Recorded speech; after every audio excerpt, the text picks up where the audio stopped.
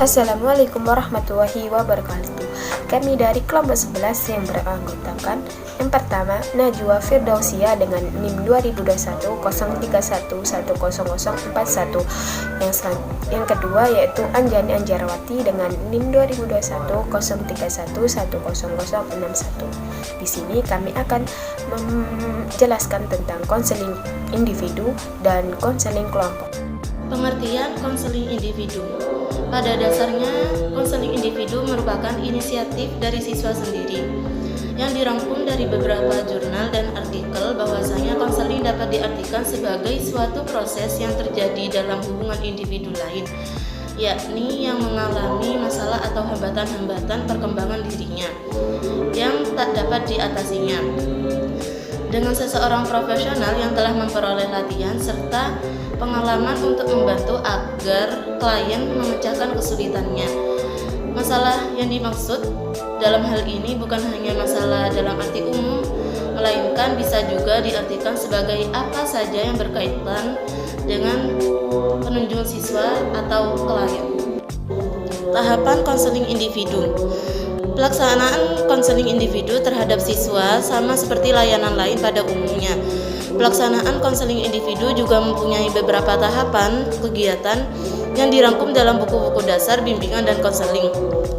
Di sini saya akan mengambil dari Praitno menyatakan bahwa tahapan dalam konseling individu memiliki 6 tahap, yakni yang pertama perencanaan kegiatan. Pada tahap pertama digunakan sebagai mengidentifikasi siswa, mengatur pertemuan, mempersiapkan tempat dan perangkat teknis serta penyelenggaraan layanan, menetapkan fasilitas layanan, dan menyiapkan kelengkapan administrasi. Yang kedua, pelaksanaan kegiatan. Tahap kedua, konselor akan menerima klien, penyelenggaraan perstrukturan, membahas masalah klien dengan menggunakan teknik-teknik, mendorong masalah pengentasan klien, memantapkan komitmen klien dalam pengentasan masalahnya dan melakukan penilaian segera. Yang ketiga, evaluasi jangka pendek, dan yang keempat, menganalisa hasil evaluasi. Yang kelima, tindak lanjut, meliputi kegiatan. Dalam hal ini meliputi penetapan jenis, arah, tindak lanjut, mengkomunikasikan rencana tindak lanjut kepada pihak-pihak terkait dan melaksanakan rencana tindak lanjut. Dan yang terakhir, laporan kegiatan.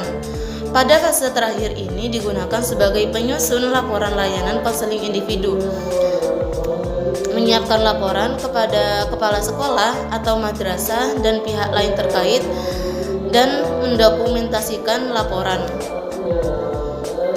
Secara garis besar dari tahapan-tahapan pelayanan konseling individu dalam menyelesaikan masalah siswa ialah perencanaan, pelaksanaan, dan melakukan evaluasi. Konseling kelompok. Konseling kelompok adalah salah satu bantuan yang diberikan kepada konseling dalam bentuk kelompok dan mempunyai metode pencerahan dan penyembuhan. Kemudian konselor pengarahan. Selanjutnya yaitu tentang tahapan-tahapan konseling kelompok. Yang pertama yaitu pro-konseling, dianggap sebagai tahapan persiapan pembentukan kelompok. Yang kedua, tahapan permulaan. Pada tahapan ini dibuat struktur pada kelompok untuk memahami beberapa aturan saat konseling kelompok berlangsung. Yang ketiga yaitu tahapan transisi. Pada tahapan ini disebut tahapan peralihan. Yang selanjutnya, tahapan kerja. Tahapan kerja sering disebut sebagai tahapan kegiatan. Yang kelima, tahapan akhir. Tahapan ini di mana anggota kelompok mencoba perilaku baru yang telah mereka rencanakan sebelumnya.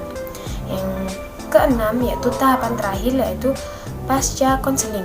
Jika proses konseling telah berakhir, sebaiknya konselor menerapkan adanya evaluasi sebagai tindakan lanjut dari konselor kelompok.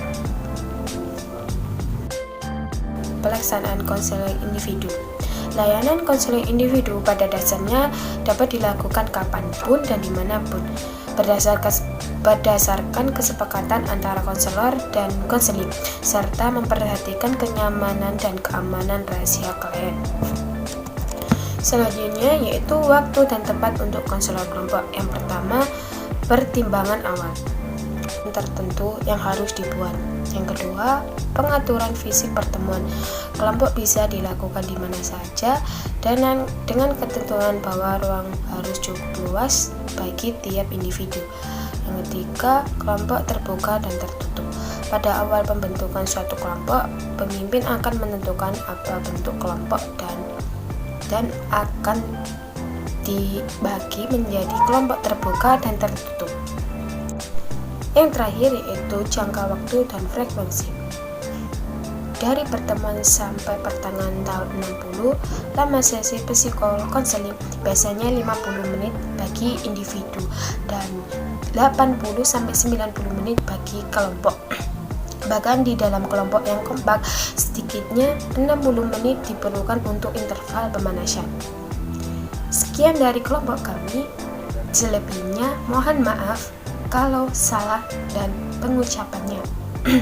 Sekian, terima kasih. Wassalamualaikum warahmatullahi wabarakatuh.